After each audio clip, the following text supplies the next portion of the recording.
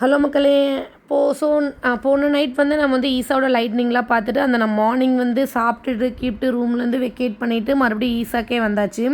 So நம்ம இன்னும் நிறைய பார்க்க வேண்டிய இடம்னு பார்த்தீங்கன்னா, தியானலிங்கம், அதுக்கப்புறம் வந்து லிங்க பைரவிலாம் நம்ம பார்க்காம இருந்தது.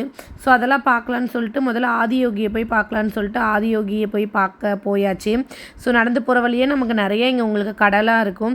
ஸோ ஃபுட் ஸ்டாலு, அதுக்கப்புறம் ஜுவல்ஸு எல்லாமே இருக்கும். அப்புறம் இங்கே இன்ஃபர்மேஷன் சென்டரில் நீங்கள் எங்கெங்கே பார்க்கணுங்கிற பிளேசஸ்லாம் இருக்கும். அங்கே நம்ம அவங்களோட அந்த வாட்ஸ்அப் லிங்க்கில் சேர்ந்திங்கன்னா உங்களுக்கு சேவ் சாயில் அந்த ஸ்டிக்கர்லாம் தருவாங்க.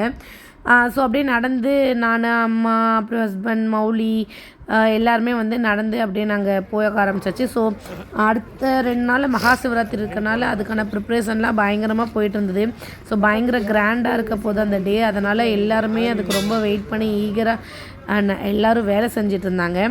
ஸோ அதெல்லாம் நம்ம அப்படியே பார்த்துட்டு ஈசா கிட்ட நின்று நிறைய பிக்ஸ் வந்து எடுத்துக்கிட்டோம். ஸோ அந்த ஃபோட்டோஸ்லாம் எடுத்ததுக்கப்புறம் பக்கத்துலேயே பார்த்திங்கன்னா நமக்கு வந்து அங்கே ஒரு லிங்கம் இருக்கும். ஸோ அது எல்லாமே ஃபோட்டோஸ் அலோடு இல்லை. ஸோ அங்கே வந்துட்டு நம்ம அந்த லிங்கத்தை தரிசிச்சுட்டு கொஞ்ச நேரம் அங்கே தியானம் பண்ணிவிட்டு நம்ம அடுத்தது வந்து பார்த்திங்கன்னா தியானலிங்கம் அந்த வென்யூக்கு வந்து போயாச்சு. ஸோ போகிறதுக்கு முன்னாடி பார்த்திங்கன்னா இந்த மாதிரி டெம்ப்ரவரி ஸ்டாம்ப் வந்து ஒட்டிகிட்டு இருந்தாங்க.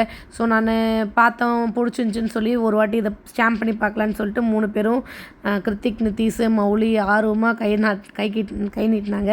ஸோ அந்த சிவனோட அந்த ஸ்டாம்ப் வந்து போட்டுக்கிட்டாங்க. ரொம்ப நேரம் பாப்பா அதை அழியாமல் பார்த்துக்கிட்டா ஈவினிங் வரைக்கும்.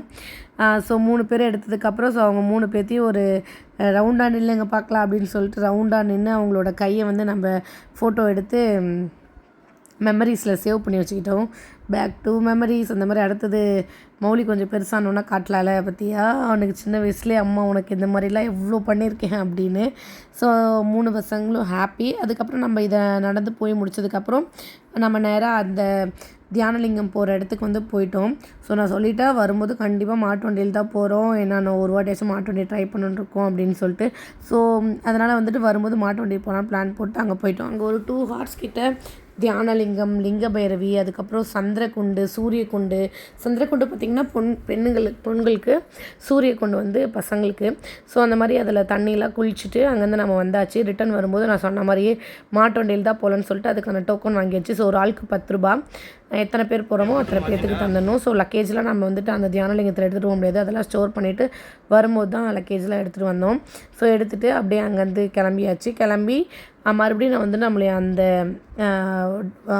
அந்த இங்கே வந்துட்டு பிக் பண்ணுவாங்க, ட்ராப் பண்ணுற இடம் ஒன்று இருக்குது. அங்கே வந்து ட்ராப் பண்ணிட்டாங்க. அப்புறம் நம்ம கிளம்பி வீட்டுக்கு வந்தாச்சு.